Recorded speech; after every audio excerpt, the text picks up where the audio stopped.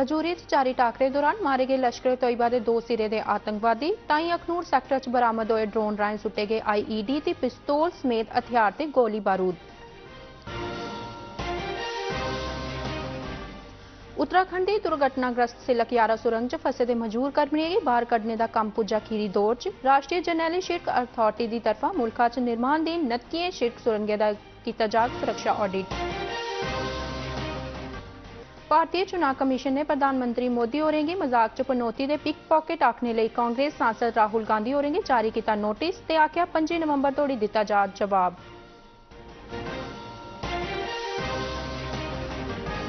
Chief secretary होरें इस माली बरे दौरान 4000 करोड़ रुपए के निवेश की हासिल करने का रखा हुणे तोड़ी दा सबने कोला बड़े लक्ष्य।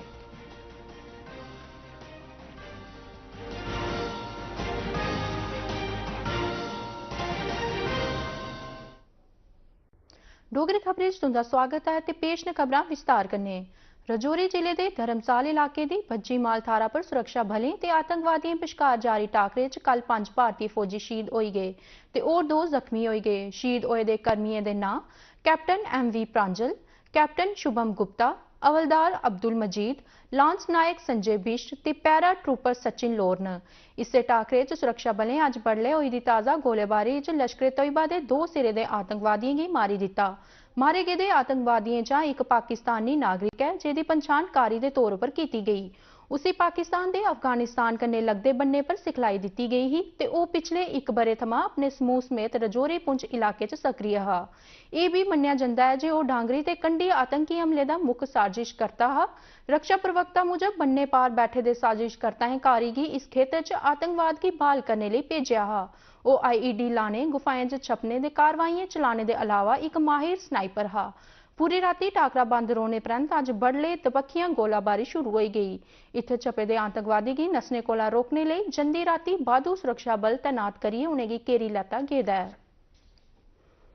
सुरक्षा बलें अज जम्मू के अखनूर सैक्टर च कब्जा लाइन के कोल ड्रोन आसेआ सुट्टे गेदे हथियार ते गोली बारूद की बरामद किया, जिंदे च 9 हत्थ गोले ते एक IED शामिल है। पुलिस मुताबक यह सम्यान एक बक्से च बंद किया गेदा हा ते पुलिस ते सेना की तरफा पलांवाला दे कोल अज बडलै कब्जा लाइन पर चलाए गेदे एक तलाशी अभियान दौरान बरामद होए।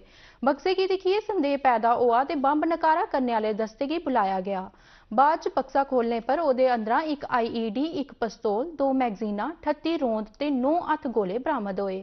समझा जाता है जे यह असला आतंकवादियों के इस्तेमाल लई ड्रोन कन्ने सुट्टिया गया हा। खोड़ पुलिस ने मामला दर्ज करिए जांच पड़ताल शुरू करी दी है।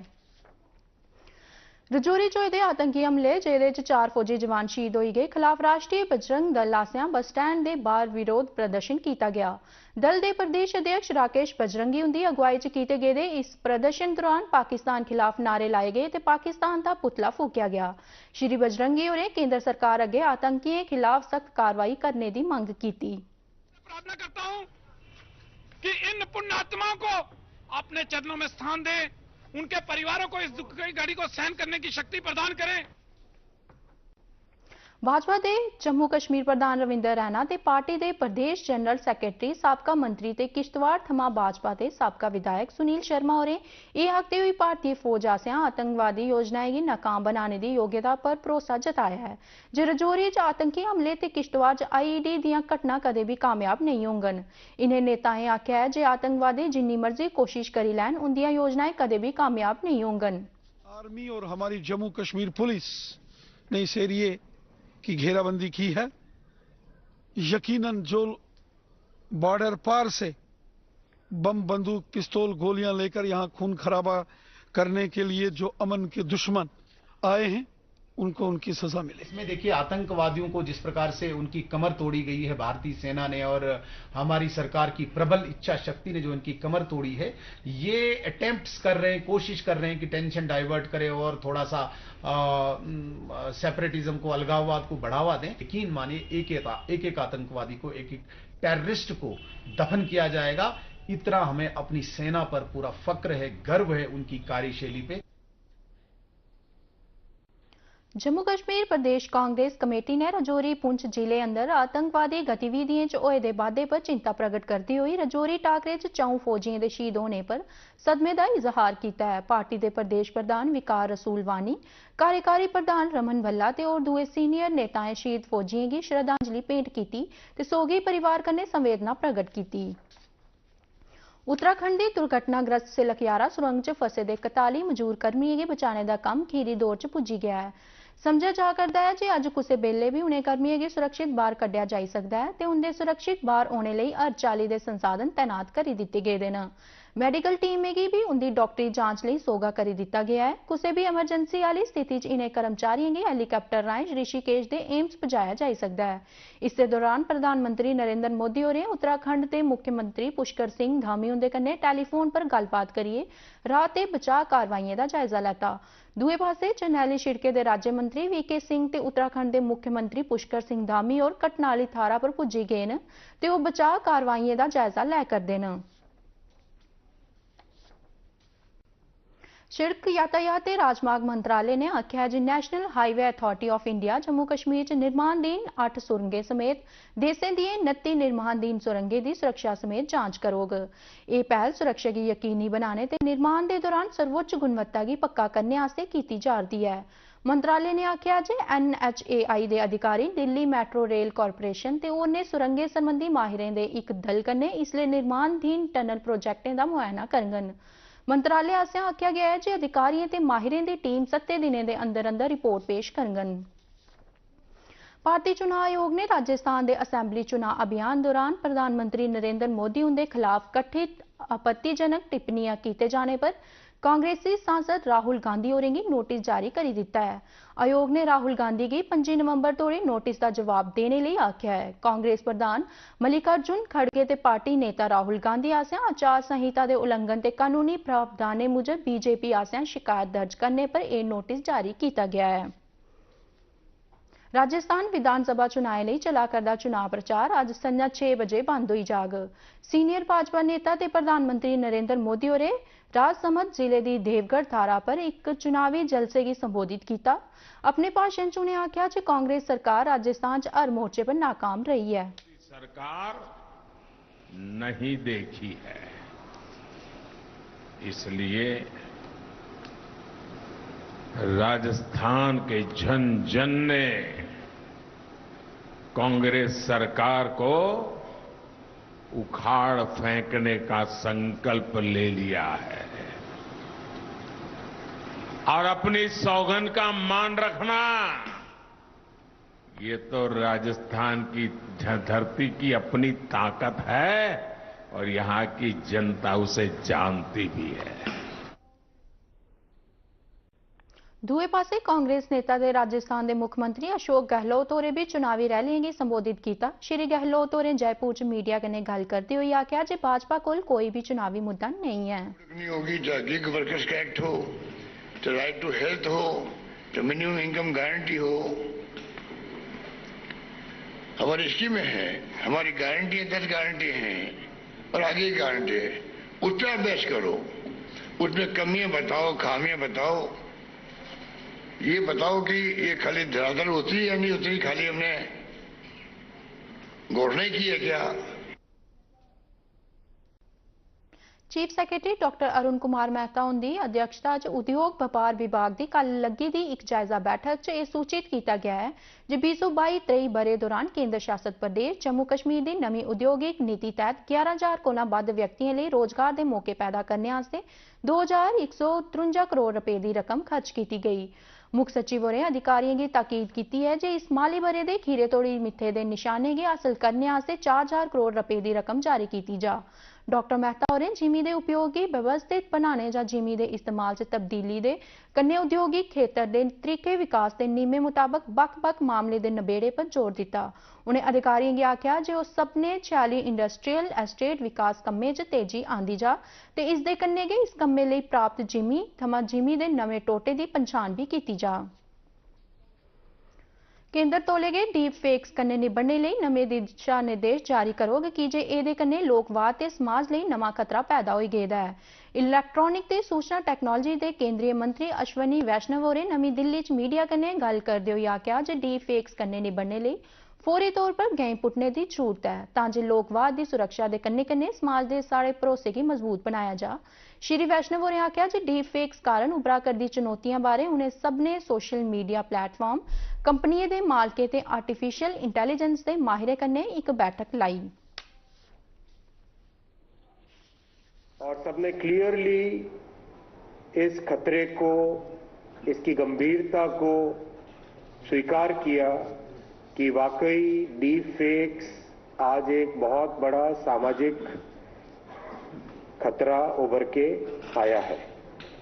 सबने इस पर सीरियस रेगुलेशन, सीरियस कंट्रोल, इसकी स्वीकार्यता को जाहिर किया।